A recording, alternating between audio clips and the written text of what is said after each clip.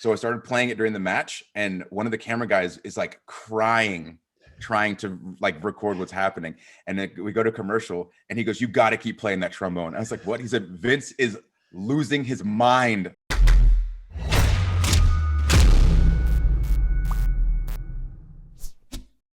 So pumped to have you with us for this conversation with Xavier Woods, Austin Creed, whatever you want to call him.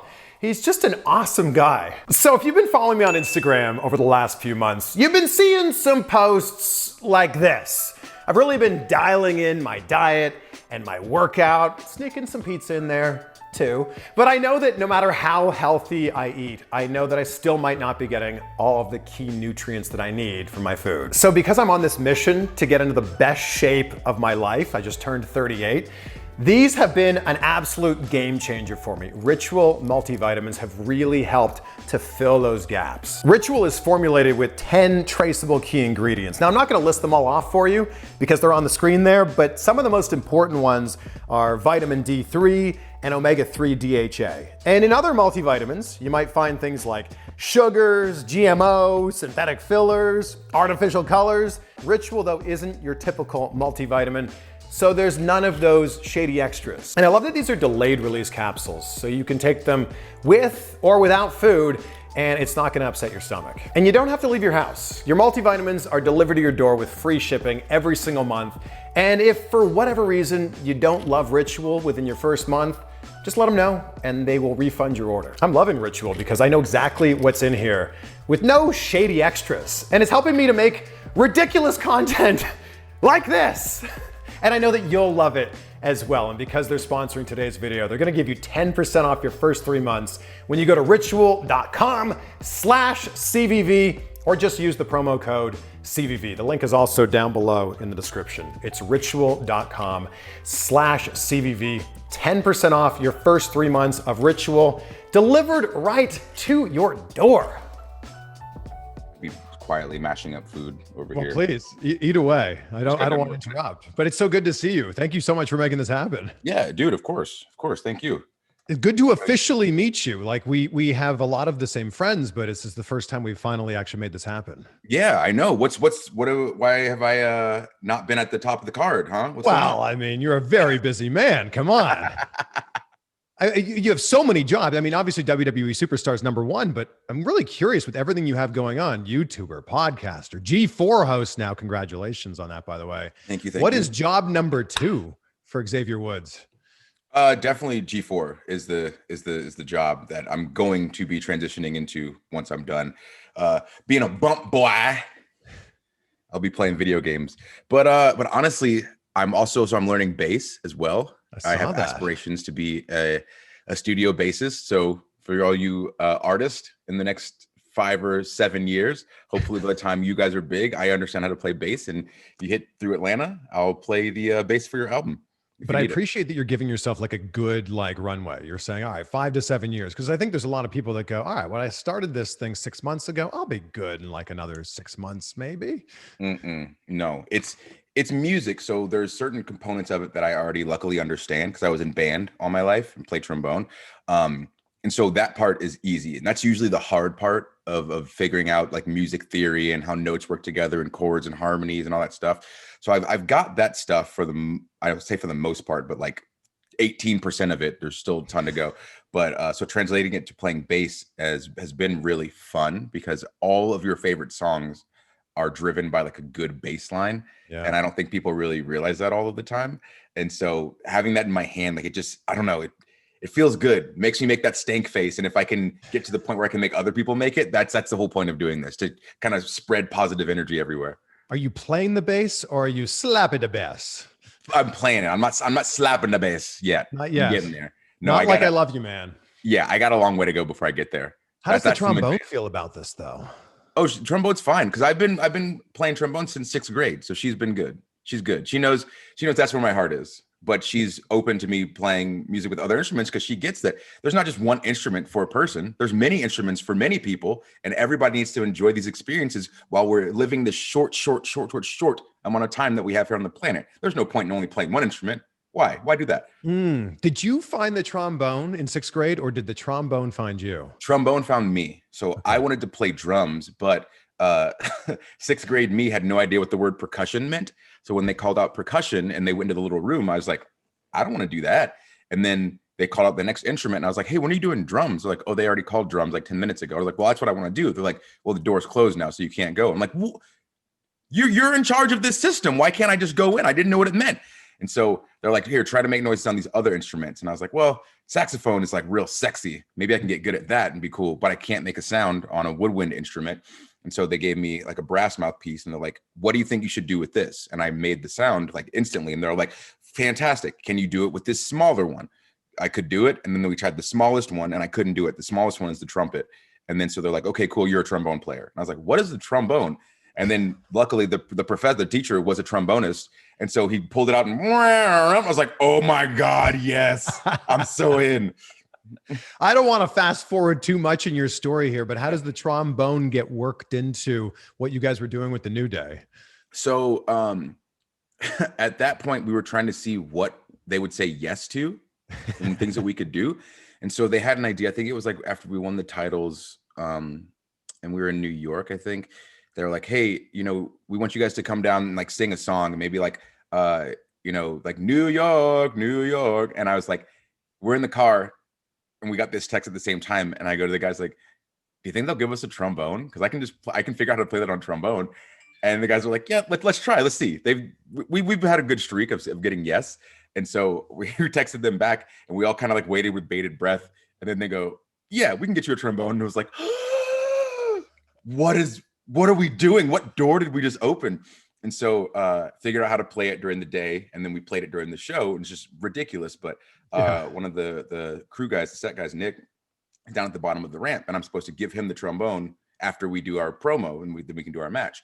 But in my head, I was like, man, I'm literally never going to be in the situation again where I'm able to take my passion of professional wrestling and my passion for music and trombone and like experience this feeling again. So I'm going to keep this trombone, and I'm just going to play with it during the match and see what happens. And so I started playing it during the match, and one of the camera guys is like crying, trying to like record what's happening. And then we go to commercial, and he goes, you got to keep playing that trombone. I was like, what? He said, Vince is losing his mind, crying, laughing, like he's loving this. I was like, perfect. And so we got in the back, and everybody in Gorilla was laughing. And Vince was like, that's yours now. I never want to see you without a trombone now. And it's like, what is going on? This is great. And so then it just went from there. But I got legit one of the happiest days that I've had like in my career, being able to go, oh, you now get to like add a piece to what Xavier Woods, the character, is. So now in my head, I always think back to like wrestling, like in the like old school, like where the guy would bring like a water bottle or a mirror or whatever, like that inanimate object means the world to him, because the more importance you put into this inanimate object, the more people perceive it as important. They will say perception is reality. So like, if this is the most important thing in your life, then everyone's going to feel that. And so I was just excited to get to like explore that side of wrestling. Cause that's what's always been interesting to me, just like the auxiliary thing. So I knew I wasn't going to be like 6'5". I knew it wasn't going to be like 300 pounds. And I knew those things. So to me, what was interesting was like, how can I get into WWE and how can I stay in there? Like, what can I do as a guy who's not quote unquote like the typical like body size for wrestlers like back then, you know?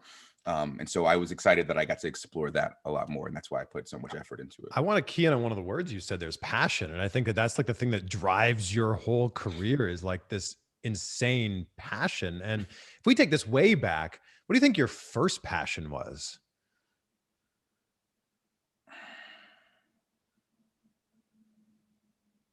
Man, probably just learning. Learning, not necessarily like learning things like sitting in school and learning, but just like learning things. Because I really enjoy gaining knowledge. It's something that my dad and my mom both like instilled into my brain. Like, no matter what happens to you in life, like if you have the knowledge that you want to have, like no one can take that from you. Someone can call you stupid, but you go, oh, buddy, you you don't know what that means. You don't need to talk to me like that.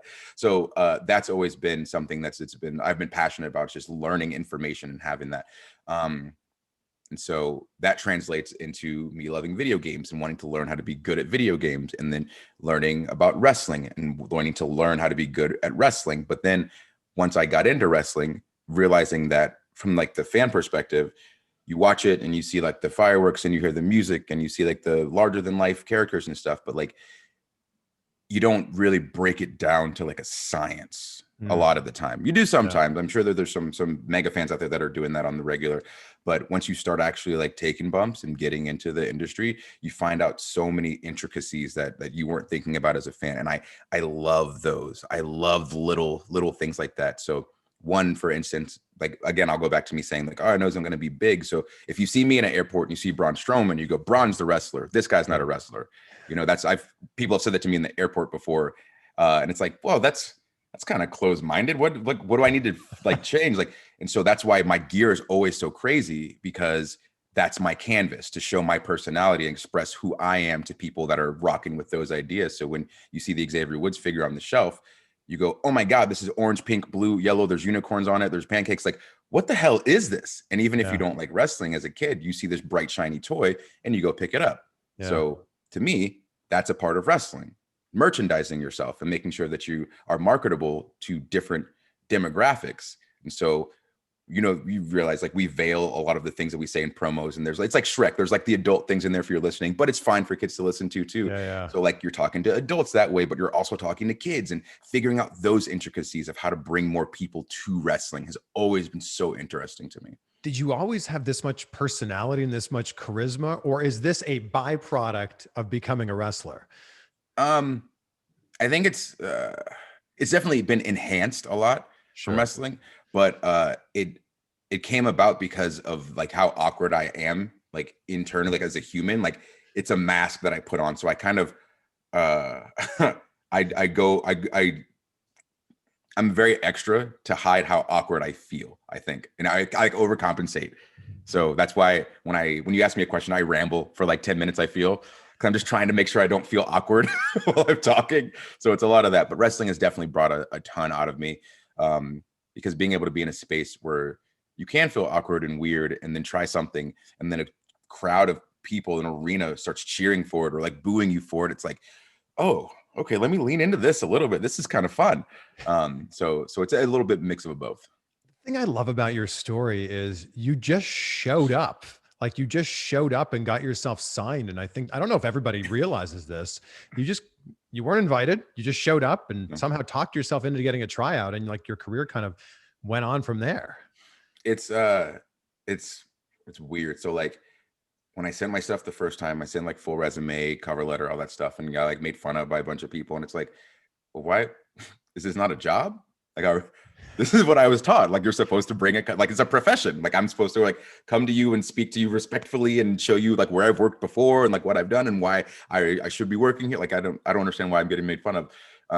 But I did that and brought stuff to them, and the WWE was the only group that sent me a letter back. So I sent it like to indies all across the place and overseas, and WWE was the first place to send me one. And they just told me at this time, you know, you're not the height that we're looking for. We're looking for guys like over 6 feet tall, you know, but try again in a few years.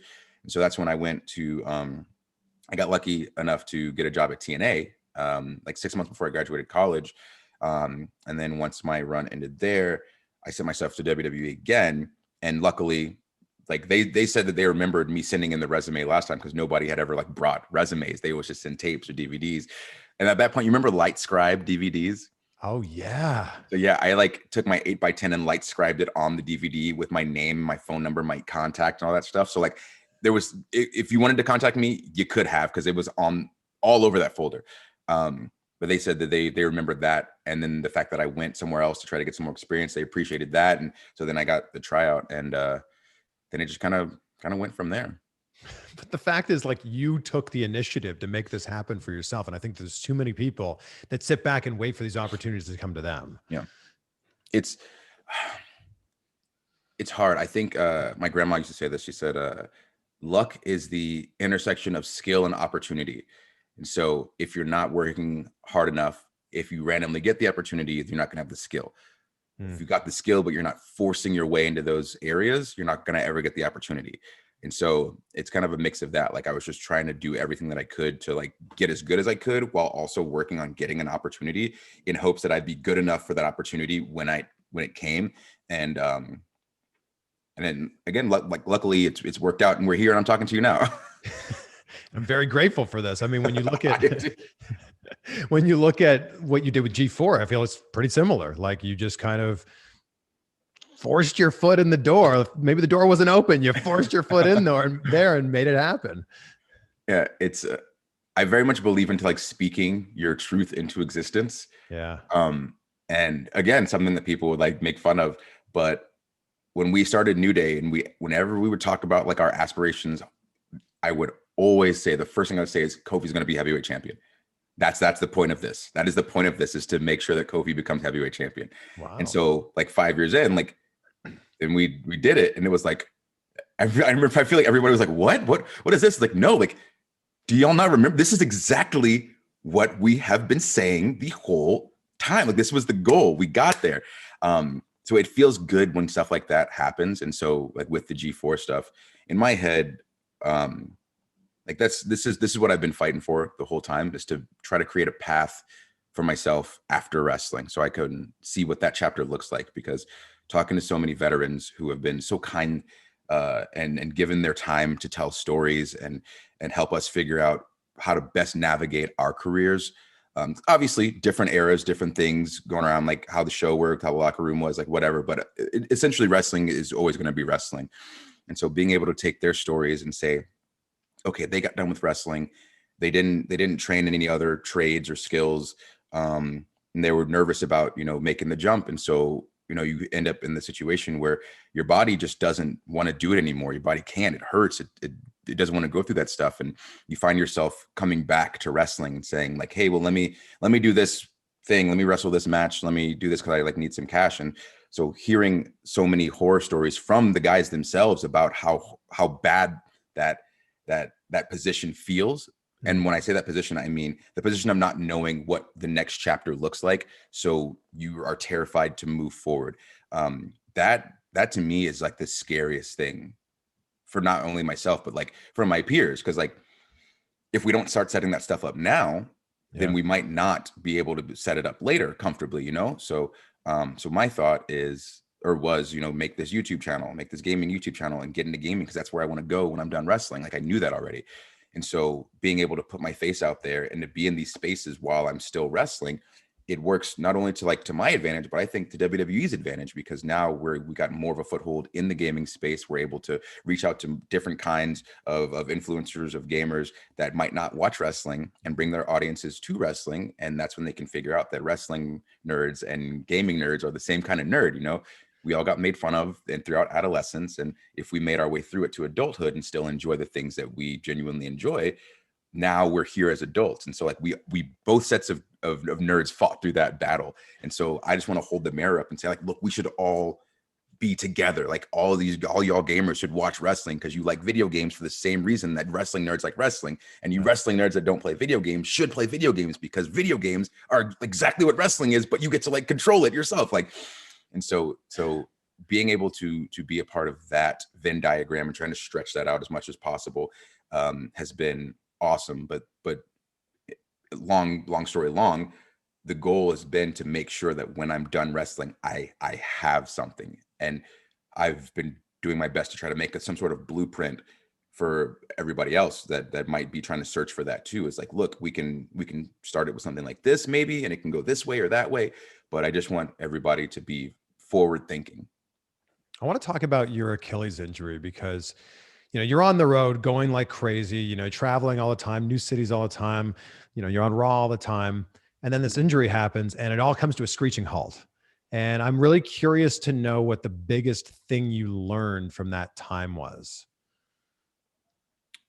That's a good question. I guess to not stress things that I cannot control. That's big for me. I'm a big control freak and big perfectionist in a lot of things.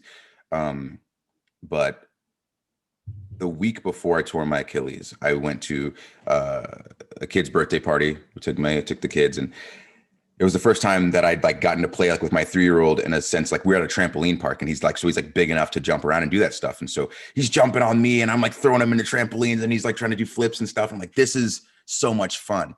And the next, like I'm thinking we're gonna come here like at least like twice a month, like on Saturdays, maybe every Saturday we'll come and do this. And then I tore my Achilles like the next week. And so my immediate thought, and this is such a weird thing because this is such like a parent thing that wouldn't have been in my head had I not had kids. But my instant thought was, I can't go to that trampoline park with my kids now. And then, oh my God, I can't dance in the kitchen with my kids before bed.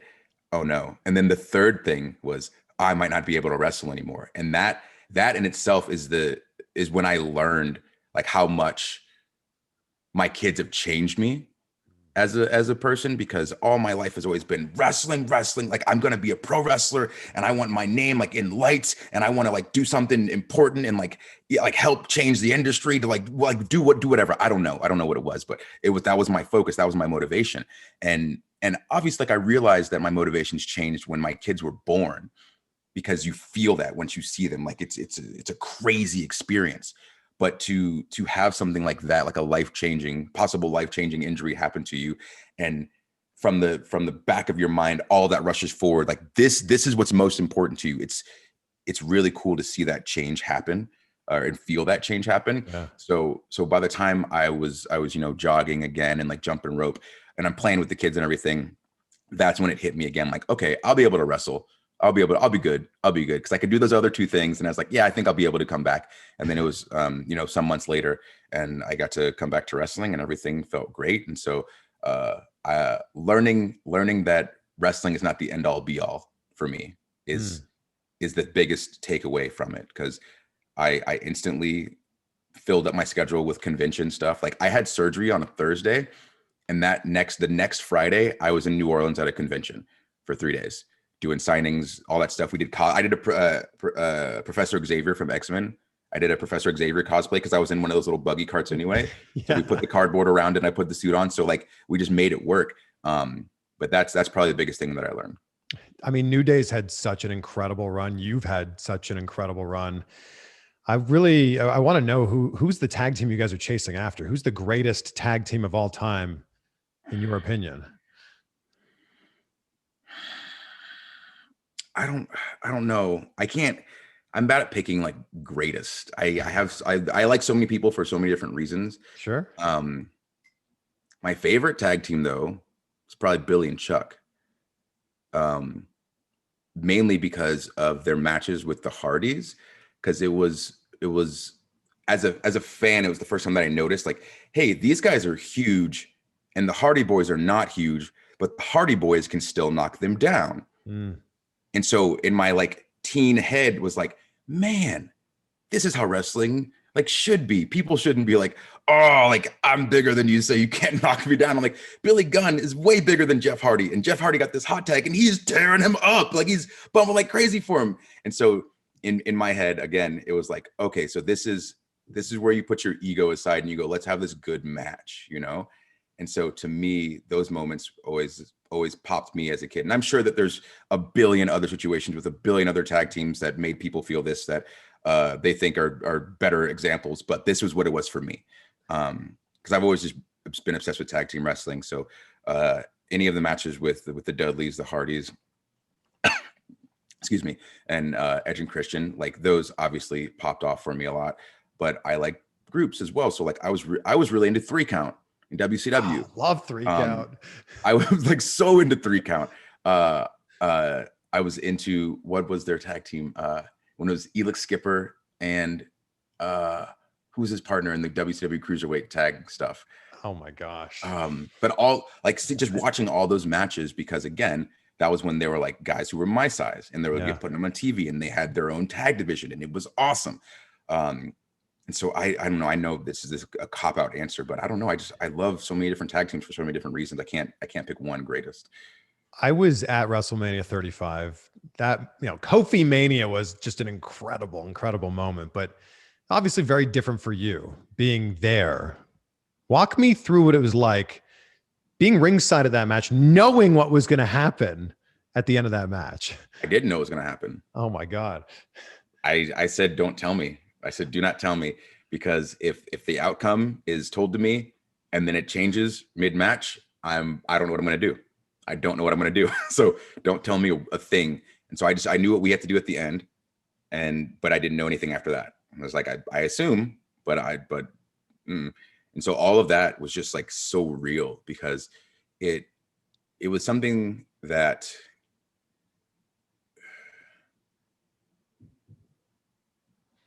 I don't know, it made it all real. Not that it wasn't real before, because we've gotten to do amazing stuff up to that point, but this was the thing that said, it's not just us having fun and having a good time and having a good laugh with the people. It's like, no, we've created something that is worth what we believe it's worth. Now everyone sees what it's worth. It's not just wrestling. It's not just Kofi. It's not just E. It's not just me. It's everybody. It's everybody who's been in the situation where you walk into work and you do everything humanly possible to move ahead, but you just cannot. And as you're there crushing it, you see so many people with no experience, with very little experience, or who haven't done anything close to like the things you've done or been through to get to where you are. And they're just not even walking around, they're flying past you with no one saying a word to you about you and your position.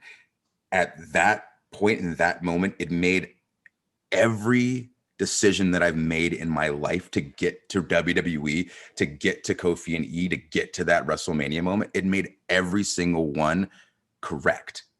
Because you never know. You never know if you're making the right choice. You have an idea, but you don't know if you've done the right thing. So like, I had really bad stage fright, and my friend in high school and senior year, she said, you should join, we need boys. I said, I'm not going to get up on stage and sing and dance in front of people. She said, you want to be a pro wrestler, don't you?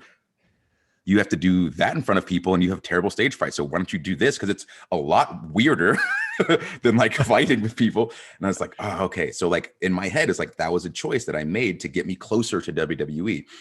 Being a cheerleader for a year in college was a step I made to become more agile, to get closer to WWE.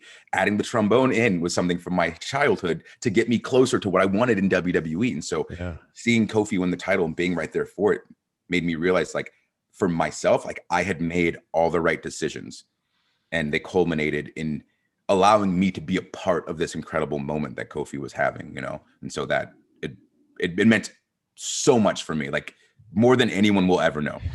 It wasn't just his moment. It was the moment for the New Day. And that was what was so exciting as a fan to see. Xavier, I've really enjoyed this. Like I could talk to you for like 4 hours, but I want to be super respectful of your time. And I just have one final question. I end every interview talking about gratitude. And I'd say that if you can be grateful, you'll live a great life. So what are 3 things in your life that you're grateful for right now? There's a lot.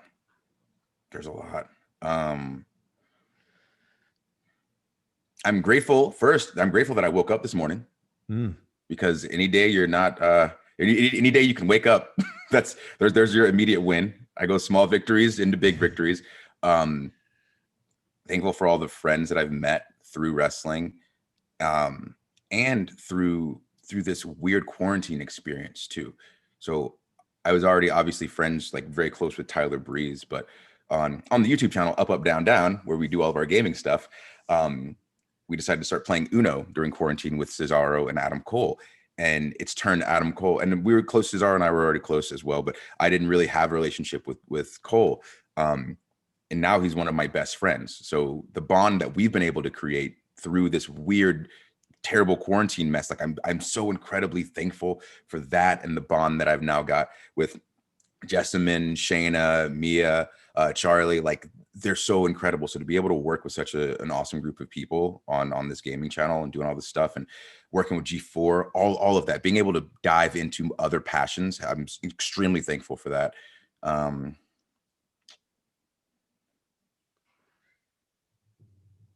I'm thankful that people are starting to get to a little bit closer back to normalcy. It's nice seeing people start to breathe again. You know, it's a big thing. It's a big thing. Well, anybody that's subscribed here on my YouTube channel, you need to subscribe to Up, Up, Down, Down. Of course, you can see Xavier Woods every Monday on Raw. And again, this was such a pleasure, such an honor. Thank you so much, sir. The honor is mine. Thank you for having me. Sorry I'm so long-winded. No, this was great. Thank you so much. Thanks.